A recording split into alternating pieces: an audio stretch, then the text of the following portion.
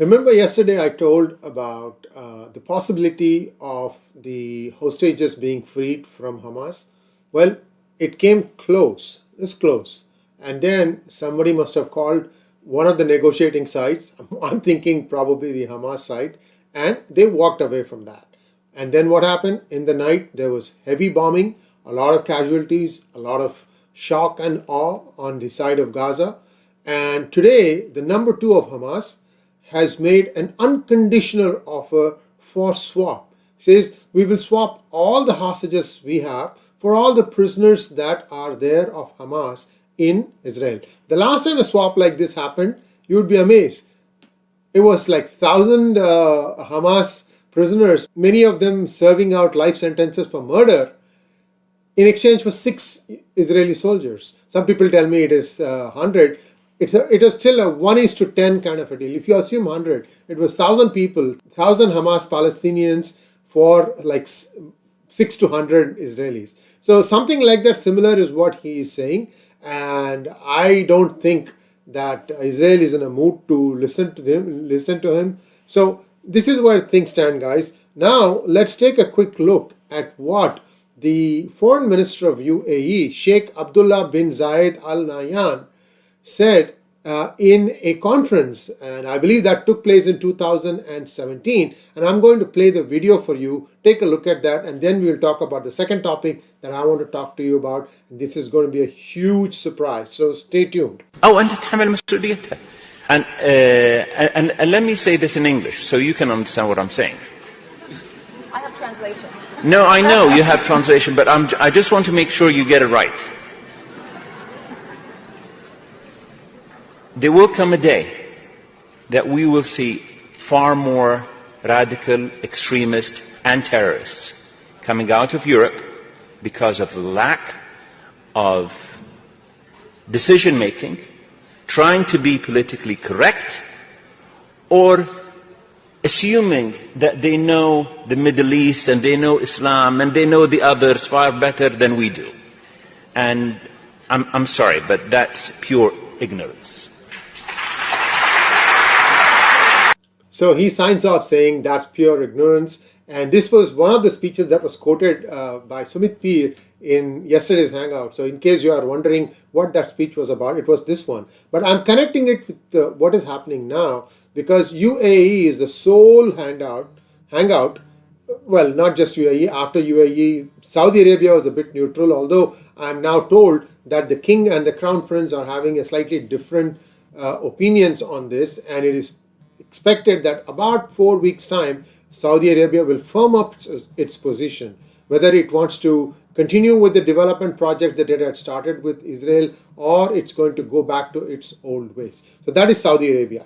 Now UAE has one more person who has joined, one more country, Bahrain. You have UAE, you have Bahrain, both of whom are saying what Hamas did was wrong, it was an act of terror. So they may not be able to vote with Israel, they may abstain in case there is a vote in UN. I have to go back and look at what happened on the UN vote. So that's where things stand. We have to wait and see what happens, and every day there will be new proposals for hostage release. But I think now Israel is not in a mood to listen to any of these negotiations. They just want to, get the job done. The more important thing is, I hope you watched the Hangout with Elmer Ewan, where he predicts something. You should watch that. It's very, very different in terms of its viewpoint as to how this whole thing, this Palestine, this Hamas, this thing is going to end. So do watch that. Now, the second topic that I want to talk to you about today, who do you think is going to win in 2024 in the United States? Many are saying that Trump will win by a landslide. Really?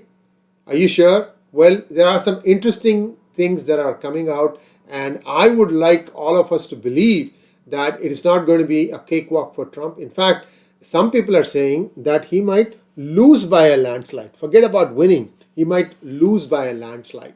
Why are people saying this? Well, remember in 2022, it was expected that the Republicans will come roaring back in Congress as well as in Senate.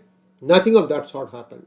In fact, the Republicans barely squeezed through with a majority in the Congress. Today they have a small, slight, slender majority. How did the Democrats hold their own? How did they make it? Well, it turns out that as of 2018, 9 states in the United States are having independent voters, and the number of independent registered voters, meaning, like, see, when you vote registered to be a voter, you can choose whether you want to be registered as a Democrat or an independent or a Republican, and there are some other parties also.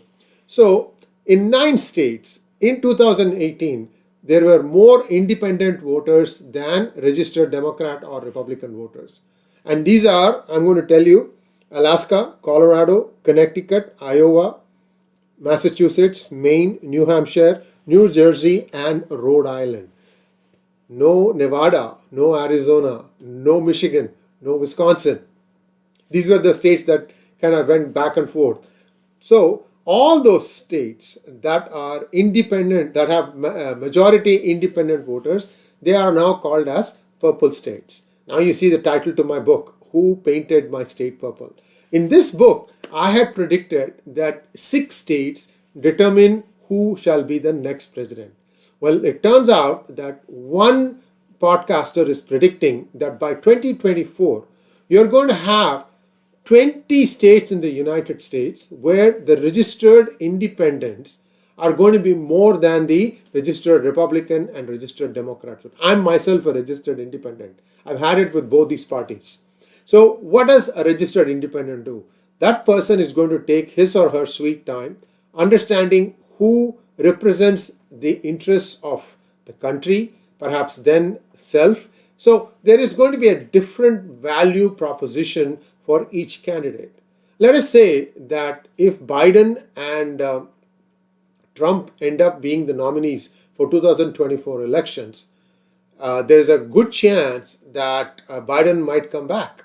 Because when you have 20 independent states, that's, it's anybody's game. And I don't think the independent voter really likes what Trump's philosophy of the world is either. So it's just one of those things. People who are independent tend to be moderate. They also tend to be a little bit liberal, but they have an open mind. So they are going to, take some time to evaluate who they want to vote and then only cast their vote. So there may be a surprise in store for the Republicans, even if Donald Trump breezes through the nomination process, stands for election, and if Biden is the Democratic candidate, he might still lose. I hate to be the harbinger of bad news, but what can I say? This new shift is what I predicted in my book. I hope you guys have bought this book and read it. If not, you can buy it from my website, and I'm going to give you the link, and you can go and get that book from the website and read why people are saying that the independent voters are going to have more and more of a say in the United States elections. Thanks for watching. Please like, share, and subscribe to our channel. Don't forget to click on the bell button for notifications. Namaskar.